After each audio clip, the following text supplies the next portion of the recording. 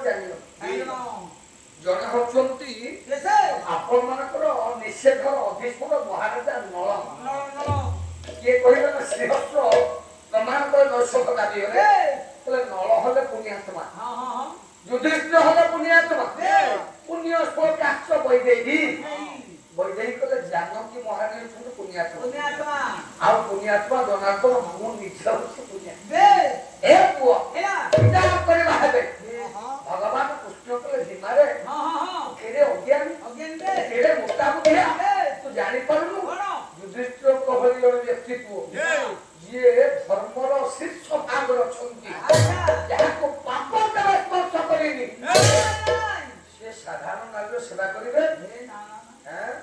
ସେ ଆଦିଆ ଶକ୍ତି ଜଗଜନନୀ ଜଗଦମ୍ବେ ମହାମାୟା ମା ପାର୍ବତୀଙ୍କର ସେବା ସେ କରିବାର ଫଳ ପାଇଲେ। ତେଣୁ ମାୟା ଶକ୍ତି ଭାବରେ ଜାଗ୍ରତ ହୋଇଛନ୍ତି ଆପଣମାନଙ୍କର ଦ୍ରୌପଦୀ, ସେଇଥିପାଇଁ ତାଙ୍କ ସେବା କରନ୍ତି। ଆଉ କିଛି ନାହିଁ, ଏଇ ଶେଷ। ଦ୍ୱିତୀୟ କଥା, ଆମ ଜ୍ଞାନୀ ମଣ୍ଡଳୀ ମୋ ବଡ ଭାଇ କହୁଥିଲେ, ଆଜ୍ଞା କହିବେ ରୋହିଣୀ କିଏ? ରୋହିଣୀ ତ କଥା ଅଛି ନା। ଆପଣମାନେ ଜାଣିଛନ୍ତି କିଏ ସେନା ଯାହାଙ୍କ ନାମ ହଉଛି ଭଗବାନ କୃଷ୍ଣ। ତାଙ୍କ ବାପା ନାଁ କଣ? ବସୁଦେବ। ଯେ ବସୁଦେବଙ୍କର ଥିଲେ ଗୋଟି ରାଣୀ,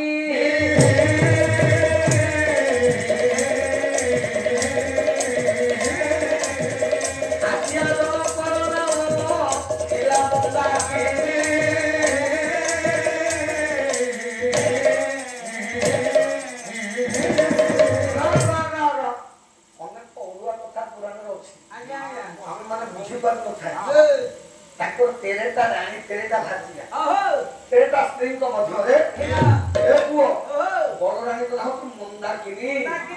ଆଉ ତାଙ୍କର ଯେ ପୁଅ ଆଜ୍ଞା ନନ୍ଦ ଯେ ହୋଇଲେ,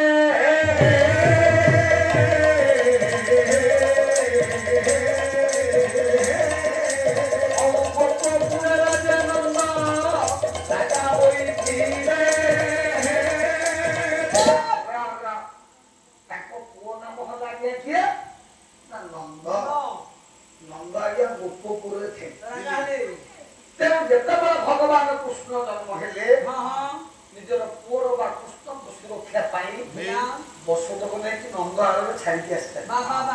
ଏ ଦୃଷ୍ଟିକୋଣରୁ ଆପଣମାନଙ୍କର ବାପା ଆଉ ପିତା ହଉଛି ପାର୍ଥକ୍ୟ। ବାପା କିଏ? ନା ବୀଜ ପ୍ରକୃତ ବାପା ମାଙ୍କ ଗର୍ଭରେ ଯିଏ ବ୍ରହ୍ମ କୃପଣଙ୍କର ସିଏ ହେଲେ ବା କହିଲେ ବାୟୁ, ବା କହିଲେ ପାଣି। ପାଞ୍ଚଟା ବାୟୁ ଆଉ ପାଣି କାହିଁ ଅଣାଗଲା? ନା ଜଳ ପବନ ଲାଗି ଦେହ ଏଠୁ ଅଧିକ ଥିଲେ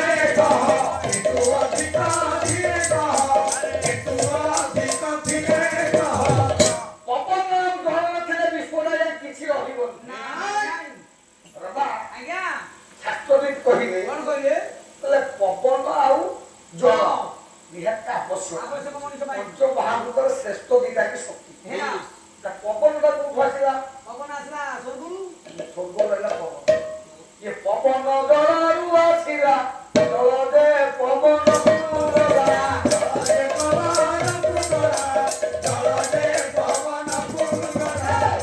ପ୍ରଥମେ ପବନଟା ଶୁଖେଇଲା ଜଳରୁ।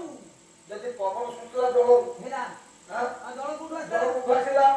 ଜଳ ଯେ ଆକାଶରୁ ଆସିଲା, ଭୂମଣ୍ଡଳରେ ସ୍ଥିର ହେଲା,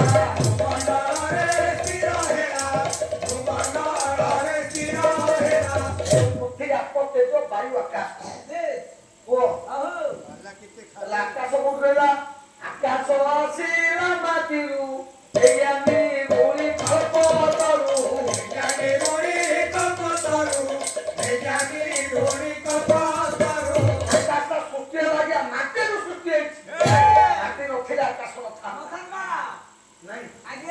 ତେଣୁ ହେ କଦମ୍ବେ, ମୁଁ କହିବାର କାରଣ ଭଗବାନ କୁସୁମ ଜନ୍ମ ହେବା ପରେ ରହିଲେ କୋଉଠି?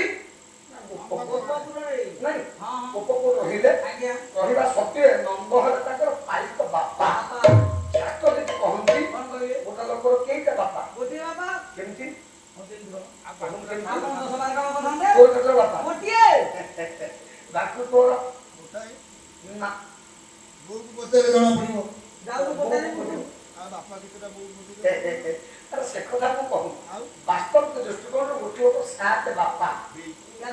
ଅନ୍ନଦାତା, ଜ୍ଞାନଦାତା, ଜନ୍ମଦାତା, ସ୍ୱରାଜନ,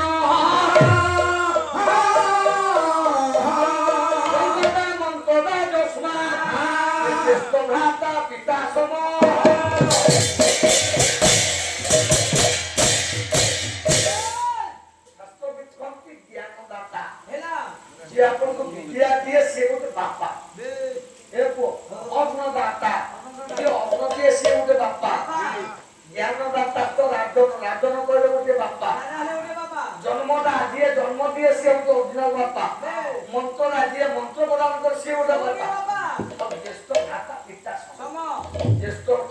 ଭାଇ ହଉଛି ବାପା ପୁରୀର କଥାଟାକୁ ଦେଖନ୍ତୁ।